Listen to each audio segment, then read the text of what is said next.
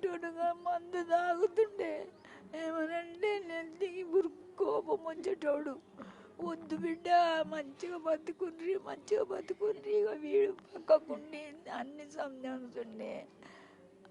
అమ్మ పోనీ తప్పైంది సారీ అని చెప్పి పోయేటోడు బిడ్డ. నాకు తెచ్చి తినబెట్టేటోడు బిడ్డ. ఇక ఇది తిను, ఇది తిను, ఇది తినని తెచ్చిపెట్టిండు బిడ్డ నా కొడుకు. మేము మస్తు కష్టపడ్డావు అమ్మ, మాయమ్మ మస్తు కష్టం చేస్తుంది. అమ్మ అంటే ఇప్పుడు మిమ్మల్ని బాధ పెట్టాలని కాదు, ఆయన మీతో చివరిసారికి ఎప్పుడు మాట్లాడారు? చివరి దాకా ఇక ఇప్పుడు హాస్పిటల్ చేసే ముందు నాకు పడి కాళ్ళు ఇరిగినాయి, పోవద్దలేదు. ఫోన్లో మాట్లాడితే ఇంట్లో ఉన్నాడు అప్పుడు మంచిరాబాద్లో. 2 రోజులకు షెరికాయిండు. అమ్మా నువ్వు ఏడవకు, నువ్వు తిను, పొద్దున ఏమైనా తెప్పించుకొని తినమ్మా, నువ్వు ఏడవకమ్మా, నేను వస్తాడికి అని అన్నాడు. రానెళ్ళాడు. ఇవన్నీ వాళ్ళని వీళ్ళని ఆబాడుకోవాలి, తమ్ముళ్ళని కొడుకులని అందరినీ తిట్టిండు. ఇక 2 రోజులకు దవాఖానకు చేరికాయండి బిడ్డ. నువ్వు మంచిగా తిను, మా అమ్మని మంచిగా చూసుకొని, మా అమ్మని మంచిగా చూసుకొని అని చెప్పిండు. తమ్ముళ్ళకు కూడా బెదిరించాడు, వీళ్ళని కూడా బెదిరించేటోడు. ఏమన్నా తీసుకొస్తే అందరికి పెట్టేటోడు. ఎంత దాగున్న మాత్రానికి అన్ని పట్టుకొచ్చి అందరికి పెట్టేటోడు బిడ్డ. వాని పుట్టకి అన్నట్టు చూసుకోలేడు నా అయ్యా. చూడొచ్చు ఆ తల్లి ఆవేదన అసలు ఏ విధంగా ఉందో చూడొచ్చు. ఎప్పుడు కూడా తిను అమ్మ తిను అంటూ కూడా నాకు ఎప్పుడు కూడా ఎంతో ఇష్టంగా ఏదో ఒకటి తెస్తూ ఉండే. కొద్ది రోజుల క్రితం కూడా ఆయన నాతో మాట్లాడడం జరిగింది. అందరూ కూడా నా తల్లిని సరి బాగా చూసుకోండి అంటూ కూడా అన్నదమ్ములకి, అందరికీ, కూతుర్లకి, కొడుకులకి చెప్పినట్టుగా కూడా ఆ తల్లి ఆవేదన చూడొచ్చు. తండ్రిని కోల్పోయిన, కొడుకుని కోల్పోయిన బాధలో ఆమె విలవిల ఆడుతున్న పరిస్థితి కనిపిస్తుందని చెప్పొచ్చు. ఒకసారి ఫిష్ వెంకట్ గారి తమ్ముడు కూడా మనతో పాటు ఉన్నారు, వారితో కూడా మాట్లాడతాం. నమస్తే అన్న. ఆయన ఆరోగ్యం ఎప్పటి నుంచి బాగాలేదు? 3 సంవత్సరాల నుంచి బాగాలేదు. డయాలసిస్ 3 సంవత్సరాల నుంచి డయాలసిస్లో ఉన్నాడు.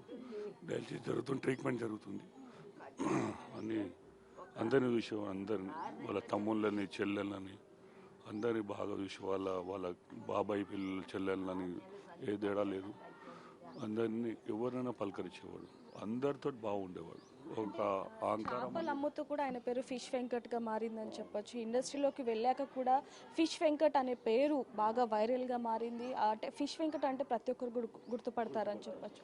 పెద్ద పెద్ద సినిమాల్లో ఆయన నటించడం జరిగింది.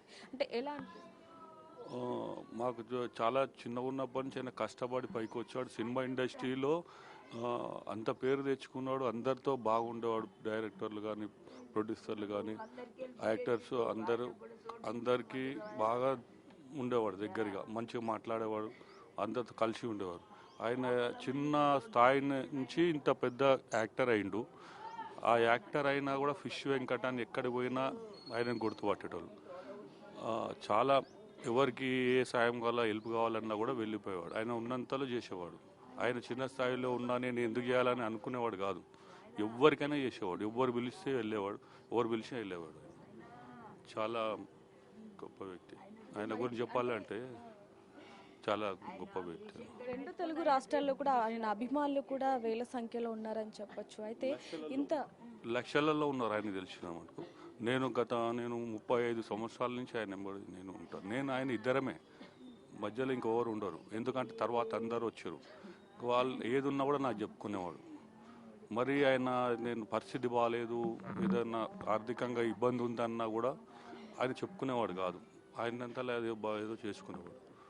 ప్రతిరోజు షూటింగ్ ఉన్నప్పుడు అయితే పొద్దున్నే ఆరోగ్యం బాగున్నా బాగాలేకున్నా వెళ్ళిపోయేవాడు. ఏ ఫంక్షన్లు ఉన్నా ఏమున్నా ఉండకపోయాడు.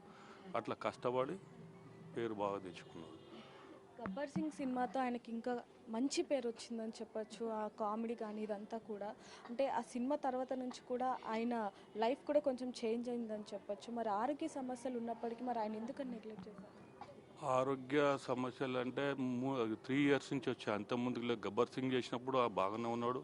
దాని తర్వాత ఎన్నో సినిమాలు చేసిండు. బయటికి కూడా వెళ్ళాడు. ఒకసారి ఏదో చిన్న సినిమాకి వెళ్ళి కాలుకు మూల ఏదో తగిలింది. దానివల్ల ఆయనకు షుగర్ అనేది అటాక్ అయ్యి కాలు అనేది కాలు ప్రాబ్లం అయింది ఆయనకు. దాని తర్వాత చెక్ చేయించుకుంటే డయాలసిస్, కిడ్నీస్ పోయినాయి అని చెప్పేసి చెప్పారు. విజయవాడలో అక్కడికి వెళ్ళి అడ్మిట్ అయితే మొత్తం బాడీ చెకప్ చేస్తే అక్కడ వాళ్ళ డాక్టర్ చెప్పారు. చెప్తే అప్పుడు ఏడ్చి బాధపడ్డాడు. తర్వాత డాక్టర్స్ ట్రీట్మెంట్ అంతా వాళ్ళు ఇక్కడ అక్కడ అన్ని హాస్పిటల్ తిరిగిండు. ఆ షూటింగులు చేయలేకపోయిండు ఆయన. ఇంకా ఆయన హెల్త్ సహకరించలేదు. 3 years నుంచి ఆయన ఈ ఇంట్లోనే ఉండడం అలాగా గడిపాడు. అంటే అన్న ఇంత పెద్ద పెద్ద సినిమాలు చేయడం జరిగింది, పెద్ద ఆర్టిస్టులతో ఎన్టీఆర్, అల్లు అర్జున్ ఇలా అనేక మందితో ఆయన యాక్ట్ చేయడం జరిగింది. కానీ ఇప్పుడు వరకు కూడా ఇండస్ట్రీ ఎందుకని స్పందించలేదు అంటారు? అందరూ స్పందించారు. ఎంతవరకు స్పందించాలో అంతవరకు స్పందించారు. అందరూ ఫిష్ వెంకట్ అంటే అందరు ఈరోజు ఎన్టీఆర్ గారు కానీ, చిరంజీవి గారు కానీ, మహేష్ బాబు గారు కానీ అందరూ మనకి కళ్యాణ్ రామ్ గారు కానీ అందరూ బాగా వెంకట్, పవన్ కళ్యాణ్ గారు వెంకట్ వస్తారంటే వెంకట్ గారు నమస్తే అలాంటి స్థానం సంపాదించుకుంటాను. వెంకట్ అంటే ఒక గుర్తింపు.